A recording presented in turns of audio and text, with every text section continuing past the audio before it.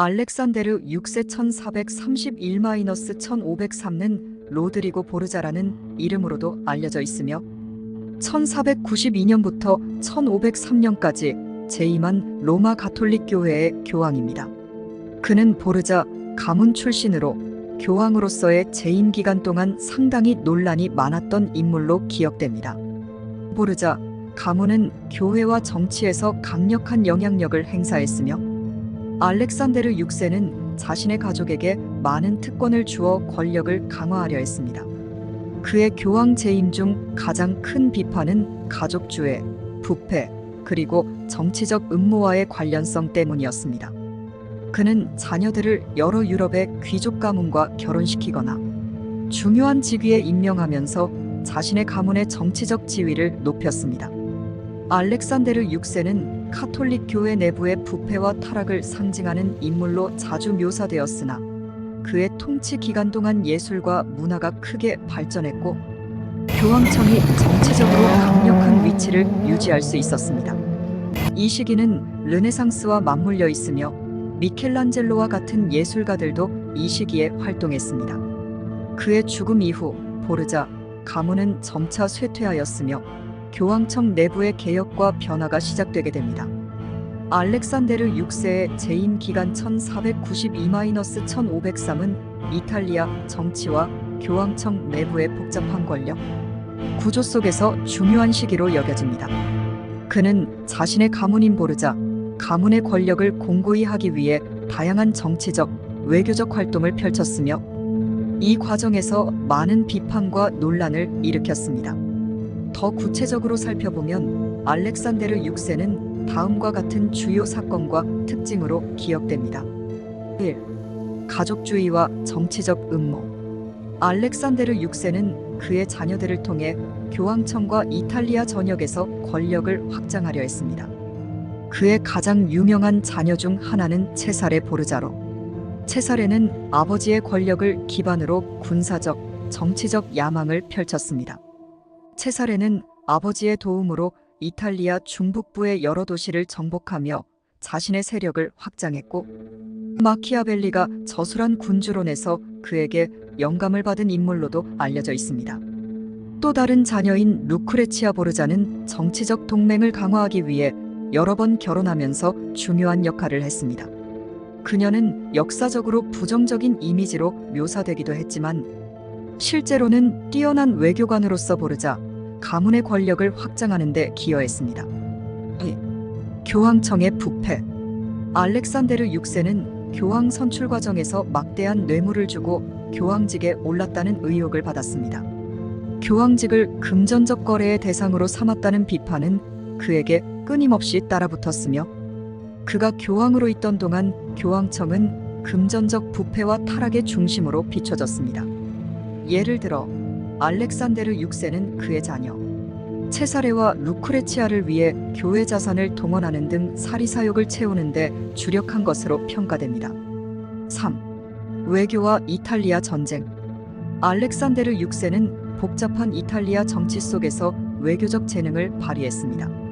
특히 프랑스 왕 샤를 8세가 나폴리를 침공한 이탈리아 전쟁 1494-1498에서 알렉산데르 6세는 이탈리아 내외 세력 간의 균형을 유지하려고 노력했습니다.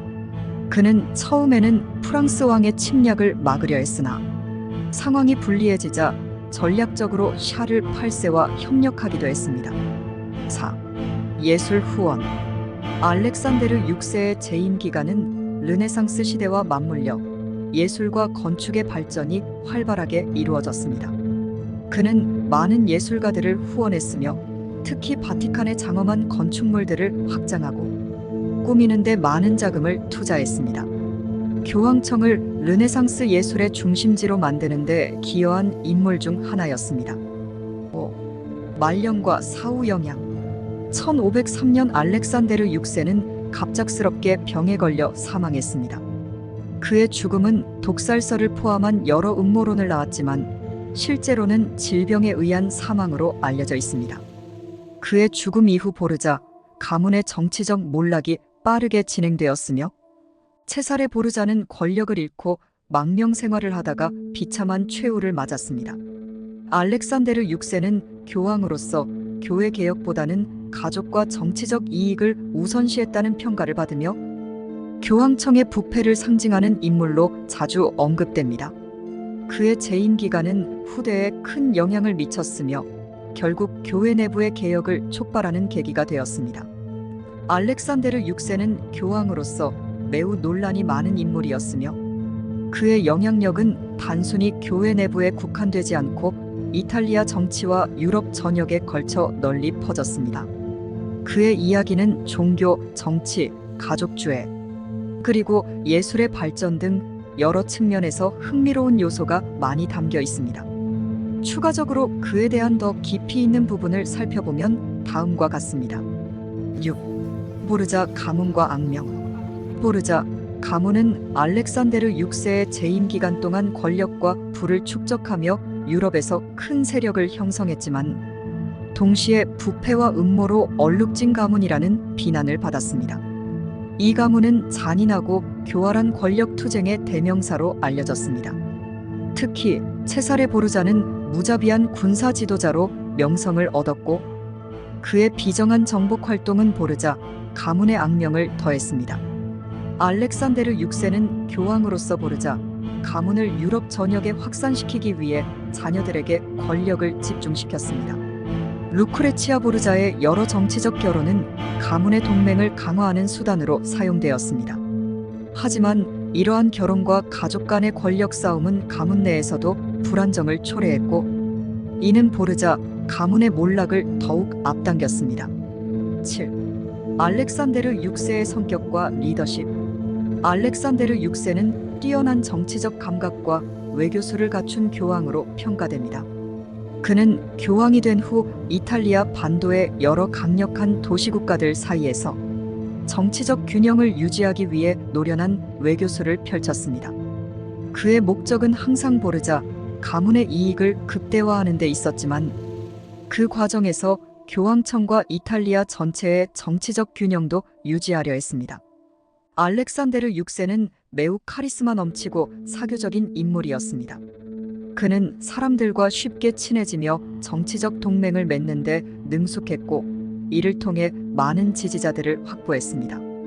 하지만 그의 이러한 성격은 동시에 그를 권모술수의 대가로 만들었으며 정치적 음모와 부패와 연결되는 계기가 되었습니다.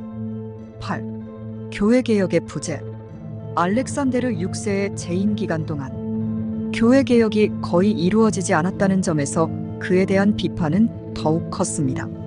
그의 전임자들과는 달리 알렉산데르 6세는 교회의 영적 권위를 강화하거나 종교적 개혁을 추진하는 데 관심을 두지 않았습니다. 이는 당시 교회의 부패와 타락을 심화시키는 결과를 초래했으며 나중에 종교개혁과 반종교 개혁의 배경이 되었습니다. 그의 사후 교황청은 도덕적, 영적 재건의 필요성에 직면하게 되었고 이는 16세기 초반 마르틴 루터의 종교개혁을 촉발하는 배경이 되었습니다. 알렉산데르 6세가 개혁을 추진하지 않은 결과로 교회의 부패가 심화되었고 이는 후에 가톨릭 내부에서 개혁을 요구하는 목소리가 커지는 원인이 되었습니다. 9. 사교와 문화활동. 알렉산데르 6세는 화려한 사교 생활을 즐기며 예술 후원에 적극적이었습니다. 그는 예술과 문화에 대한 후원을 통해 교황청을 르네상스 문화의 중심지로 만들고자 했습니다. 그의 후원으로 바티칸의 건축물과 예술품들이 크게 발전하였고 특히 라파엘과 미켈란젤로 같은 예술가들이 그의 재임 기간 동안 활동했습니다. 이러한 문화적 후원은 보르자 가문의 권위와 영광을 과시하는 수단이 되었지만 동시에 이탈리아 예술계에 큰 영향을 미쳤습니다. 교황청은 르네상스의 중심지로 부상했고 그의 후원 덕분에 바티칸은 오늘날까지 예술의 보고로 남아 있습니다. 10. 말년의 음모와 사망. 알렉산데르 6세의 말년은 그의 통치 기간 내내 그래왔던 것처럼 음모와 권력 투쟁으로 가득했습니다. 그는 교황으로서 권력을 계속 유지하려 했고 이를 위해 잔인한 수단도 마다하지 않았습니다. 하지만 그의 말년에는 건강이 악화되었고 1503년 급작스럽게 병으로 사망하게 됩니다. 그의 사망을 둘러싼 여러 음모론이 존재합니다. 독살설이 그중 하나로 그가 적대 세력에 의해 독살되었다는 주장이 있었습니다. 하지만 이는 명확하게 입증되지 않았으며 많은 역사학자들은 그의 사망이 자연스러운 질병에 의한 것이라고 보고 있습니다. 그의 사망 이후 보르자 가문은 급격히 쇠락했으며 그가 남긴 정치적 유산도 빠르게 소멸했습니다. 11. 후대에 미친 영향. 알렉산데르 6세는 이후 여러 문학과 예술 작품에서 타락하고 부패한 권력의 상징으로 여겨졌습니다. 특히 마키아벨리의 군주론에서 체사레 보르자가 이상적인 정치 지도자의 모델로 언급되었는데 이는 알렉산데르 6세가 체사레에게 막대한 권력을 부여한 것이 큰 영향을 미쳤습니다. 알렉산데르 6세의 교황재임은 교회의 역사에서 부패와 타락의 극치를 보여주는 시기로 기록되었으며 종교적 개혁의 필요성을 자각하게 한 중요한 계기로 평가받습니다. 그의 정치적 활동과 권력 남용은 가톨릭 교회의 개혁운동을 촉발하는 중요한 배경 중 하나로 여겨졌으며 이는 후에 프로테스탄트 종교 개혁과 가톨릭 내부의 반종교 개혁 운동을 불러일으켰습니다. 알렉산데르 6세는 단순히 부정적인 인물로만 평가할 수 없으며 그의 정치적 영향력, 예술적 후원, 그리고 역사적 중요성은 매우 복잡하고 다면적인 인물로서 그를 바라보게 합니다. 알렉산데르 6세의 삶과 재임 기간을 더 깊이 들여다보면 그의 복잡하고 다면적인 성격과 그가 남긴 다양한 유산을 볼 수 있습니다. 추가로 그의 삶과 관련된 몇 가지 중요한 측면을 살펴보겠습니다. 12. 정치적 전략가로서의 알렉산데르 6세. 알렉산데르 6세는 뛰어난 정치적 전략가로 평가받습니다. 그는 교황으로 재임하는 동안 교황청을 유럽 정치의 중심에 두고자 했습니다.